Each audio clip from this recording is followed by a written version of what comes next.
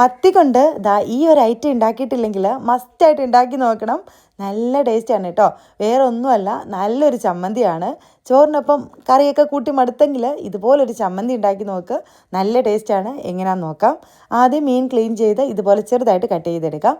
അതിലേക്ക് മുളക് പൊടി, മഞ്ഞൾപ്പൊടി, ഉപ്പ് ഇത്രയിട്ട് നന്നായിട്ട് പുരട്ടി മാറ്റി വയ്ക്കാം. ഇനി ചട്ടി വെച്ച് വെളിച്ചെണ്ണ ഒഴിച്ച് ചൂടായി വരുമ്പോൾ അതിലേക്ക് മുളകിട്ട് കൊടുക്കാം. ഞാനിവിടെ കാശ്മീരി ചില്ലിയാണ് എടുത്തിട്ടുള്ളത്. സാധാ മുളകാണെങ്കിലും മതി, പക്ഷേ ഇത്ര ഇട്ട് കൊടുക്കരുത്. ഇതിൻ്റെ പകുതി ഇടാവുള്ളേ. എന്നിട്ട് നന്നായിട്ട് വറുത്ത് മാറ്റി വെച്ചു. പിന്നെ കുറച്ച് വെളുത്തുള്ളിയും ചെറിയ ഉള്ളിയും കൂടെ നന്നായിട്ട് വറുത്ത് കോരി വയ്ക്കാം. ചെറിയ ഉള്ളിക്ക് പകരം സവോള എടുക്കല്ല, ചെറിയ ഉള്ളി തന്നെ എടുക്കണം കേട്ടോ. ഇനി അതിലേക്ക് നമ്മൾ പുരട്ടി വെച്ച മീനും കൂടി ഇട്ട് 2-3 ബാച്ചായിട്ട് ഒന്ന് ഫ്രൈ ചെയ്ത് മാറ്റി വയ്ക്കാം. നന്നായിട്ട് മുരിയിച്ചെടുക്കണേ. മീനെല്ലാം ഫ്രൈ ചെയ്ത് മാറ്റി വെച്ചു. ഇനി മിക്സിയിൽ ഒരു ജാർ എടുക്കാം. അതിലേക്ക് ഒരു അരമുറി തേങ്ങ തിരുമ്മിയത് ഇട്ട് കൊടുത്തിട്ടുണ്ട്. പിന്നെ വറുത്ത് വെച്ചതെല്ലാം ഇട്ട് കൊടുക്കാവേ. കൂടെ പുളിക്ക് വേണ്ടിയിട്ട് കുറച്ച് മാങ്ങ, പച്ചമാങ്ങ ഒരു പകുതി ഒന്ന് കട്ട് ചെയ്തിട്ട് കൊടുത്തിട്ടുണ്ട്. തൊലി കളഞ്ഞിട്ട് കട്ട് ചെയ്തിട്ടിട്ടുണ്ട്. കുറച്ച് ഉപ്പും കുറച്ച് കറിവേപ്പിലയും കൂടി ഇട്ട് നന്നായിട്ട് അങ്ങ് അരച്ചെടുത്താൽ നല്ല അടിപൊളി മത്തി ചമ്മന്തി റെഡി ആയിട്ടുണ്ട്. ട്രൈ ചെയ്ത് നോക്കാത്തവർ ട്രൈ ചെയ്ത് നോക്കിയിട്ട് ഫീഡ്ബാക്ക് അറിയാം.